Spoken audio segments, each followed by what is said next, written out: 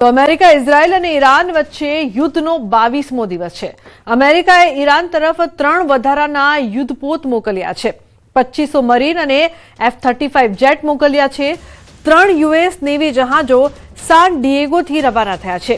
તો A-10 jet અને Apache helicopter પણ તૈનાત છે। A-10 જેટ વિમાન બોટ પર હુમલા કરી રહ્યા છે। અપાચે હેલિકોપ્ટર ડ્રોનને નિશાન બનાવી રહ્યા છે।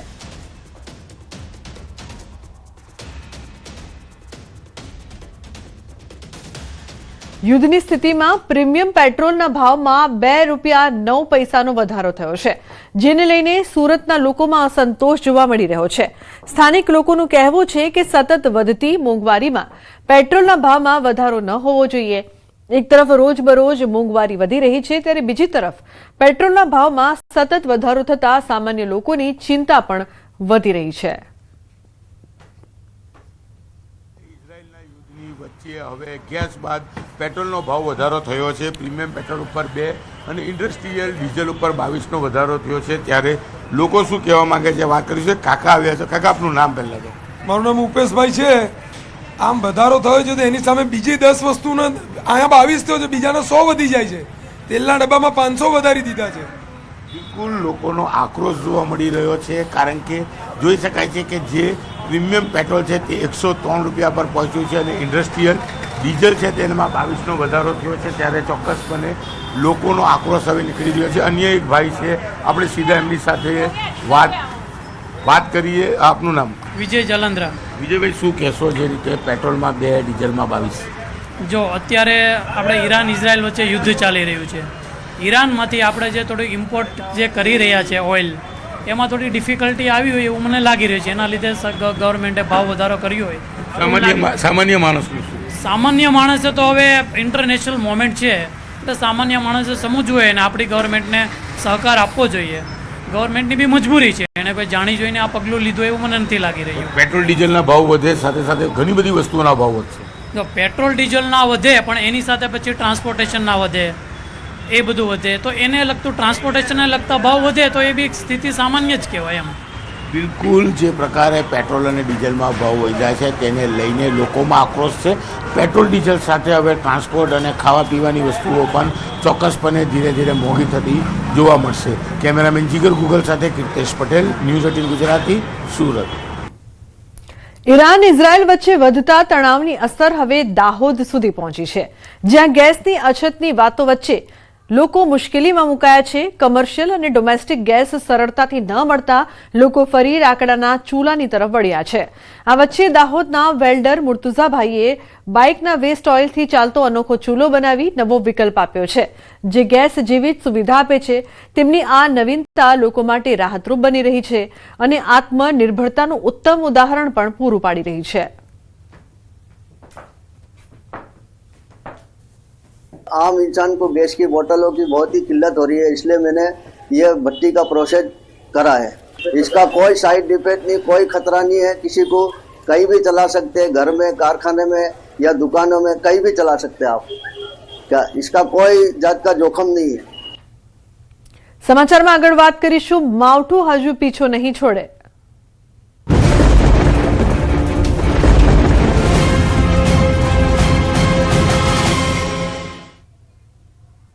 હવામાન વિભાગની આગાહી 21 માર્ચથી 26 માર્ચ માટેની આગાહી। હવામાન શુષ્ક રહેવાની આગાહી કરવામાં આવી છે। લઘુત્તમ તાપમાનમાં 2 થી 3 ડિગ્રી વધશે।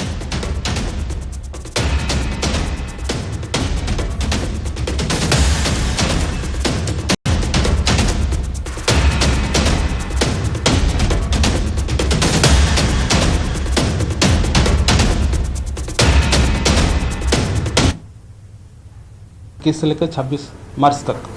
और जो उच्चतम तापमान है इसमें ग्रेजुअल राइज रहेगा, 3 से 5 डिग्री सेंटीग्रेड टेम्परेचर फिर राइज रहेगा अगले 4 दिन तक।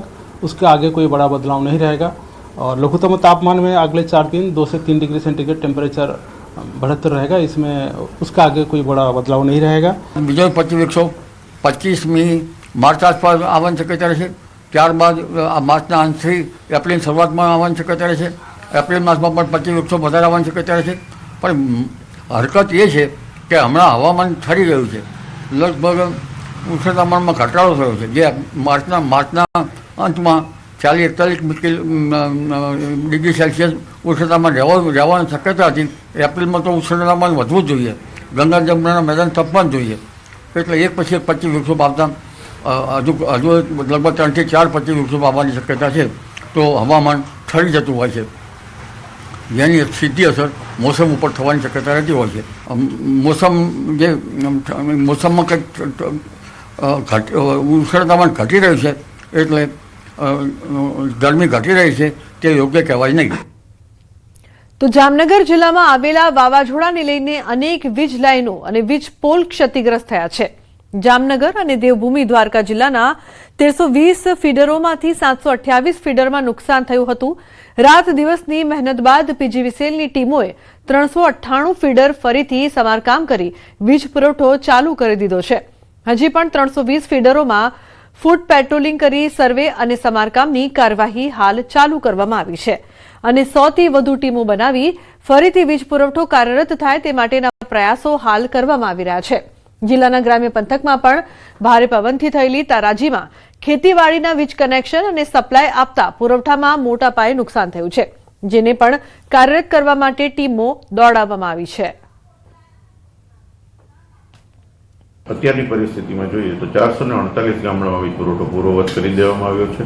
હજી 4 ગામડા એવા છે કે જેમાં વીજ પુરવઠો પૂર્વવત નથી થઈ શક્યો. આ જગ્યાએ પણ જે થાંભલા તૂટી ગયા છે તેમને સમારકામ કરવાની કામગીરી ચાલુ છે. તો આ તરફ મિની વાવાઝોડાએ જામનગરમાં પણ તબાહી મચાવી છે.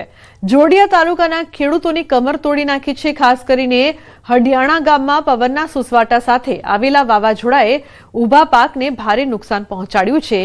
ખેડૂતોના ખેતરો પાકથી લહેરાતા હતા, પરંતુ કુદરતની એવી થપાટ વાગી કે ઊભો પાક નહોતો થઈ ગયો છે. ખેતરોમાં આજે વિનાશના દ્રશ્યો જોવા મળી રહ્યા છે. વાવાઝોડાએ અહીંના બાગાયતી પાકોનો સોત વાળી દીધો છે. ખેડૂતોએ રાત દિવસ એક કરીને જે પપૈયા અને ચીકુના બાગ ઉછેર્યા હતા તે પળવારમાં જ કુદરતે વેર વિખેર કરી નાખ્યા છે. ઘઉં, ચણા અને પપૈયા જેવા પાકો જમીનદોસ્ત થતા ખેડૂતો હવે સરકાર સામે મીટ માંડીને બેઠા છે. અને અમારા 2 વીઘાના પપૈયા હતા તે સાફ થઈ ગયેલા છે. પવનના કારણે એક પપૈયું પણ અંદર છે નહીં, બધાય ખરીને પથારો થઈ ગયેલા છે. તે માટે સરકારશ્રીને વિનંતી કે કાંઈક ખેડૂત માટે સહાય આપે.